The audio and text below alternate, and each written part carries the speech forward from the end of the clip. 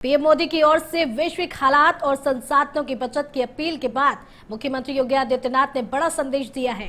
CM ने मुख्यमंत्री, मंत्रियों और वीआईपी फ्लाइट में तत्काल 50% कटौती के निर्देश दिए हैं। साथ ही प्रदेशवासियों से ईंधन की खपत कम करने, अनावश्यक सोने की खरीद से बचने और सार्वजनिक परिवहन अपनाने की अपील की है। योगी ने वर्क फ्रॉम होम, वर्चुअल बैठकों, मेट्रो, पीएनजी कार पुलिंग और ईवी के इस्तेमाल पर जोर दिया। स्कूल बसों, नो व्हीकल डे और स्वदेशी उत्पादों को बढ़ावा देने के भी निर्देश दिए गए हैं। मुख्यमंत्री ने ऊर्जा बचत और लोकल पर्यटन को बढ़ावा देने की भी अपील की है।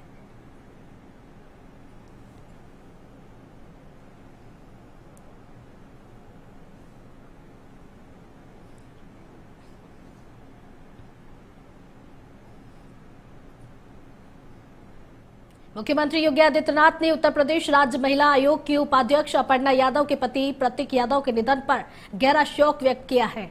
मुख्यमंत्री ने सोशल मीडिया प्लेटफॉर्म एक्स पर पोस्ट कर श्रद्धांजलि अर्पित की और शोक संतप्त परिवार के प्रति संवेदनाएं जताई। योगी आदित्यनाथ ने अपने संदेश में लिखा कि पूर्व मुख्यमंत्री और पद्म विभूषण स्वर्गीय मुलायम सिंह यादव के पुत्र प्रतीक यादव का आकस्मिक निधन अत्यंत दुखद है। मुख्यमंत्री ने प्रभु श्री राम से दिवंगत आत्मा की शांति और परिजनों को इस दुख को सहन करने की शक्ति देने की प्रार्थना की है।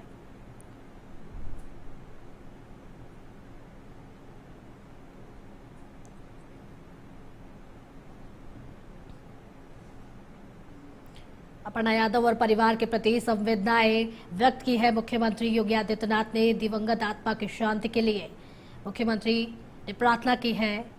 यह आकस्मिक निधन अत्यंत दुखद है। मुख्यमंत्री योगी आदित्यनाथ, सीएम योगी ने प्रतीक यादव के निधन पर शोक जताया है। एक्स पर पोस्ट कर श्रद्धांजलि दी है। सीएम योगी आदित्यनाथ ने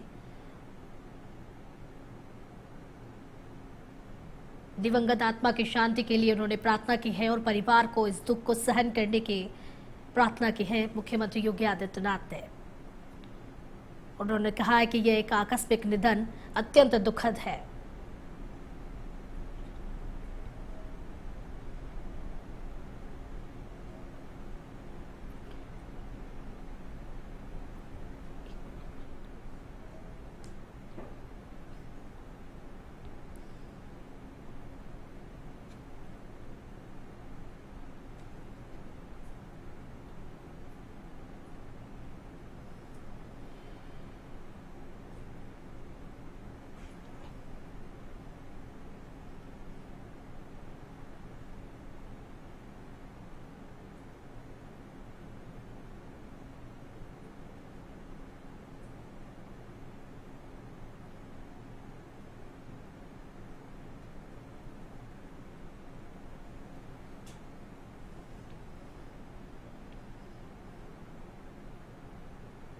लखनऊ में पोस्टमार्टम हाउस से बाहर निकलते हुए समाजवादी पार्टी अध्यक्ष अखिलेश यादव ने प्रतीक यादव के निधन पर गहरा दुख जताया। उन्होंने कहा कि प्रतीक एक मेहनती और महत्वाकांक्षी नौजवान थे जो अपने स्वास्थ्य और कारोबार को लेकर हमेशा सजग रहते थे। अखिलेश ने बताया कि करीब 2 महीने पहले उनकी मुलाकात हुई थी, तब भी उन्होंने प्रतीक को स्वास्थ्य का ध्यान रखने और कारोबार आगे बढ़ाने की सलाह दी थी। उन्होंने कहा कि कारोबारी नुकसान कई बार व्यक्ति को अंदर से तोड़ देता है। अखिलेश यादव ने कहा कि परिवार जो निर्णय करेगा वही सभी लोग मानेंगे।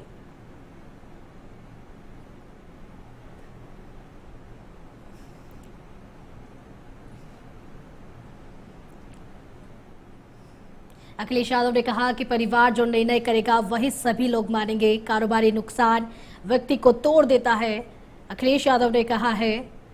उन्होंने साथ ही यह भी कहा है कि वह मेहनती और आगे बढ़ने वाला नौजवान था। प्रतीक यादव के निधन पर अखिलेश यादव ने भी दुख जताया है। वह मेहनती और आगे बढ़ने वाला नौजवान था।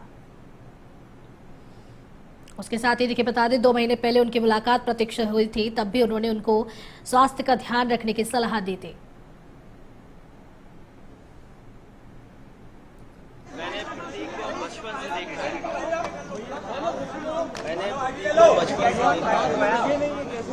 आज हमारे बीच नहीं है, बहुत दुख है। नहीं ले पाएंगे, मेरा सीना दबा हुआ है यार। नौजवान इसलिए था कि बचपन से ही उसे स्वास्थ्य के प्रति, अपने हेल्थ के प्रति, और वो कुछ जीवन में आगे बढ़कर के काम करना चाहता था। एक बहुत अच्छा लड़का जो अपने मेहनत से कुछ करना चाहता था। मेरठ से खबर है, मंत्री कपिल देव अग्रवाल ने अपनाया सार्वजनिक परिवहन। दिल्ली से मेरठ तक मेट्रो और नमो भारत ट्रेन से की यात्रा। पीएम मोदी की अपील कर दिया ईंधन बचत का संदेश। पर्यावरण संरक्षण और प्रदूषण नियंत्रण पर दिया जोर। लोगों से मेट्रो और रैपिड रेल उपयोग की अपील।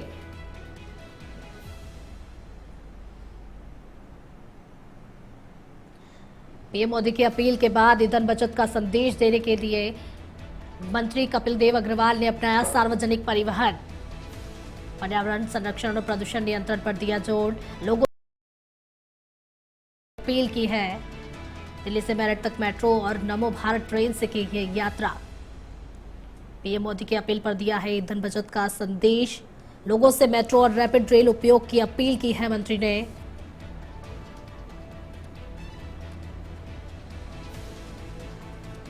ईंधन बचत को लेकर एक बड़ा संदेश यहां पर दिया है। पीएम मोदी की अपील के बाद ईंधन बचत का एक बड़ा संदेश दिया है मंत्री कपिल देव अग्रवाल ने।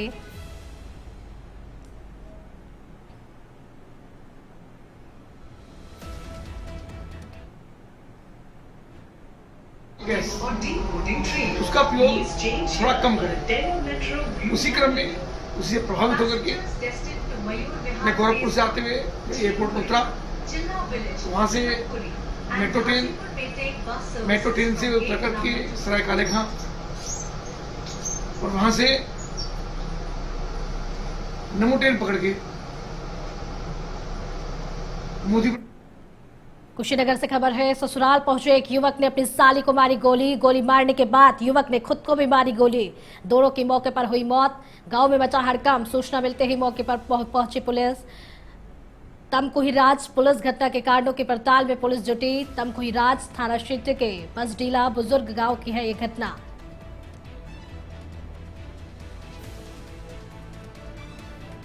देखिए, कुशीनगर से बड़ी खबर है, जहां ससुराल पहुंचे एक युवक ने अपनी ही साली को गोली मार दी।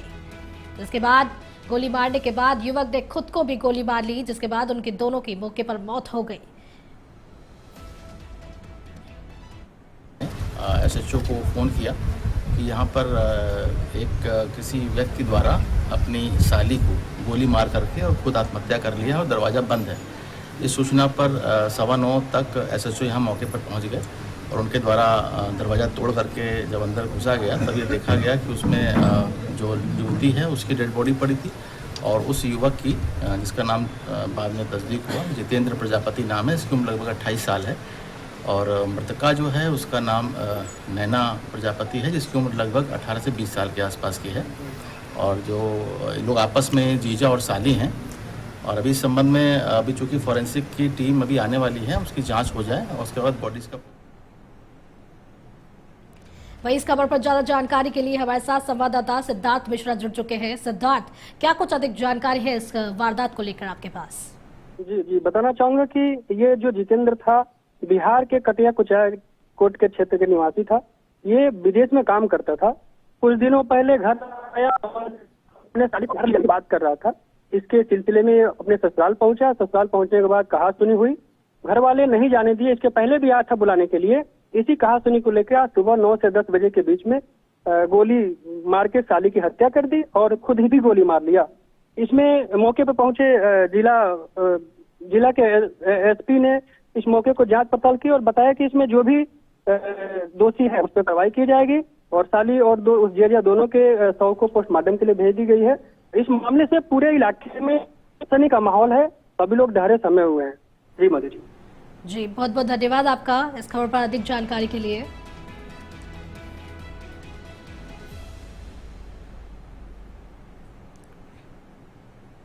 गोंडा के नंदिनी नगर महाविद्यालय में अवध विश्वविद्यालय के कुलपति डॉक्टर विजेंद्र सिंह ने बड़ी कार्रवाई की है। पूर्व सांसद ब्रजभूषण शरण सिंह से जुड़े इस कॉलेज में परीक्षा के दौरान छापेमारी में गंभीर अनियमितताएं सामने आई है। रसायन विज्ञान की परीक्षा बिना सीसीटीवी कैमरों के कराई जा रही है। जिस पर कुलपति ने कड़ा रुख अपनाया। जांच के बाद कक्षा संख्या 3 की परीक्षा तत्काल प्रभाव से रोक दी गई है और आज की परीक्षा को निरस्त कर दिया गया है। विश्वविद्यालय प्रशासन ने साफ किया है कि दोबारा परीक्षा कराने के बाद ही परिणाम घोषित होगा। कार्रवाई के बाद कॉलेज प्रशासन में हड़कंप मच गया है।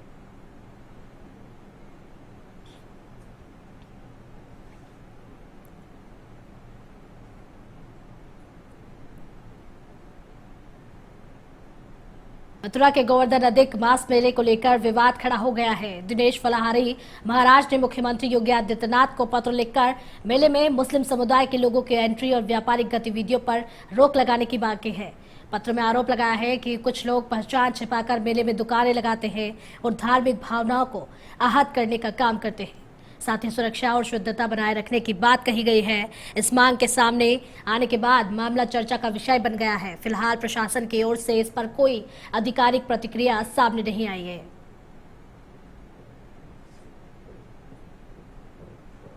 आज हमने माननीय मुख्यमंत्री योगी जी को पत्र लिखकर मांग की है कि आने वाले गोवर्धन अधिक मास मेला में कुछ लोग नाम बदलकर पहचान छिपाकर दूसरे धर्म के लोग दुकान लगाते हैं, ढाबा खोलते हैं, तो ये ढाबा में भोजन में थूक देते हैं, फूल मालाओं पर गंदा पानी डाल देते हैं, पवित्र प्रसाद में थूक कर उसको गंदा कर देते हैं।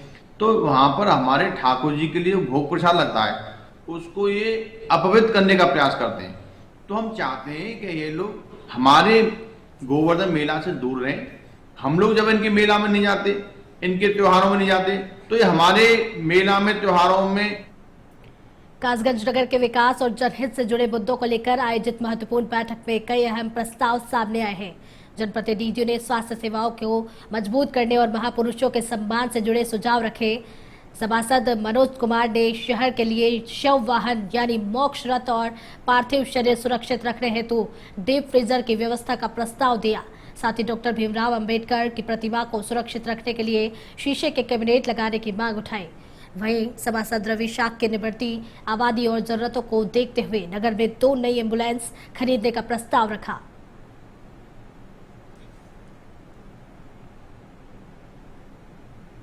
झांसी में जिलाधिकारी गौरांग राठी का अलग और प्रेरणादायक अंदाज देखने को मिला। सिपरी बाजार स्थित कंपोजिट विद्यालय के औचक निरीक्षण के दौरान डीएम खुद कक्षा में पहुंचे और बच्चों को हिंदी व गणित पढ़ाया। उन्होंने छात्रों से सवाल पूछे और सही जवाब देने वाले बच्चों को चॉकलेट देकर उनका उत्साह बढ़ाया। डीएम ने अध्यापकों की उपस्थिति, पढ़ाई और मिड डे मील की गुणवत्ता का भी निरीक्षण किया। साथ ही विद्यालय में अधिक नामांकन कराने, बच्चों को स्वच्छ पेयजल उपलब्ध कराने और रसोइयों के लिए गर्मी में पंखे की व्यवस्था सुनिश्चित करने के निर्देश दिए हैं।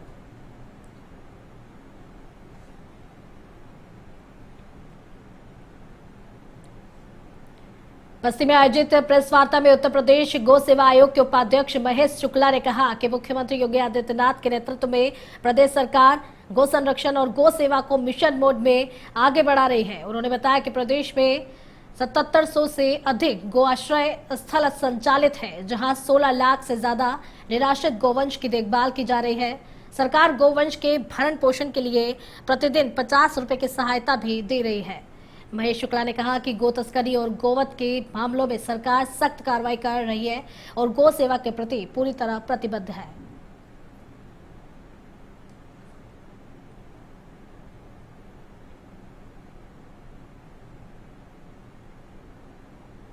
हम सब सौभाग्यशाली हैं। सनातन के संरक्षक, वाद्य संस्कृति संवाहक, गरीब कल्याण सुशासन के आधार पर गौ माता के संरक्षण के लिए उत्तर प्रदेश के माननीय मुख्यमंत्री जी प्रतिबद्ध हैं। उन्हीं के दिशा निर्देश में पूरे उत्तर प्रदेश में गौशालाओं का निरीक्षण करके गौ माता को और संवेदनापूर्वक भरण पोषण जो दिया जा रहा है, सही समय पर भरण पोषण हो। और लोगों से आग्रह करना है कि लोग गौ माता को पूजा करते हैं, इसलिए उस संस्कृति के संवाहक है, अपने दरवाजे पर गाय। बस्ती जिले के वाल्टरगंज थाना क्षेत्र में उस समय हाई वोल्टेज ड्रामा देखने को मिला जब प्रेम प्रसंग से नाराज एक युवती मोबाइल टावर पर चढ़ गई। पड़िया चौराहे पर हुई इस घटना से इलाके में अफरा तफरी मच गई और मौके पर लोगों की भारी भीड़ जमा हो गई। करीब 6 घंटे तक चले इस घटनाक्रम में पुलिस और प्रशासनिक अधिकारी युवती को समझाने में जुटे रहे। सीओ सदर सत्येंद्र भूषण तिवारी के नेतृत्व में पुलिस टीम ने धैर्य और सूझबूझ दिखाते हुए लगातार बातचीत की और आखिरकार युवती को सकुशल नीचे उतार दिया गया। घटना के बाद पूरे इलाके में इस हाई वोल्टेज ड्रामे की चर्चा होती रही।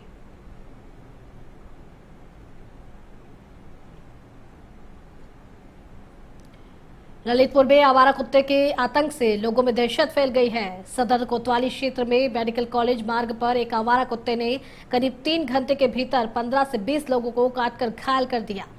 घटना के बाद इलाके में अफरा तफरी मच गई और घायल लोग इलाज के लिए मेडिकल कॉलेज के इमरजेंसी वार्ड पहुंचे, जहां उन्हें एंटी रेबीज इंजेक्शन लगाए गए।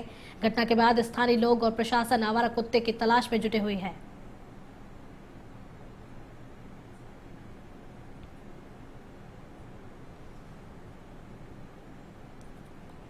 लखनऊ के गोसाईगंज क्षेत्र के नूरपुर गांव में बिजली विभाग की बड़ी लापरवाही सामने आई है। गांव में पिछले 3 दिनों से क्षतिग्रस्त ट्रांसफार्मर जमीन पर गिर पड़ा है, लेकिन अब तक विभाग ने इसे हटाने का बदलने की कार्रवाई नहीं की है। बताया जा रहा है कि ट्रक की टक्कर से ट्रांसफार्मर टूटकर गिर गया था। ग्रामीणों का कहना है कि खुले में पड़ा ट्रांसफार्मर किसी बड़े हादसे का कारण बन सकता है। वहीं बिजली आपूर्ति पूरी तरह बाधित होने से गाँव के लोग भारी परेशानी झेल रहे हैं। ग्रामीणों ने जल्द ट्रांसफार्मर बदलकर बिजली बहाल करने की मांग की है।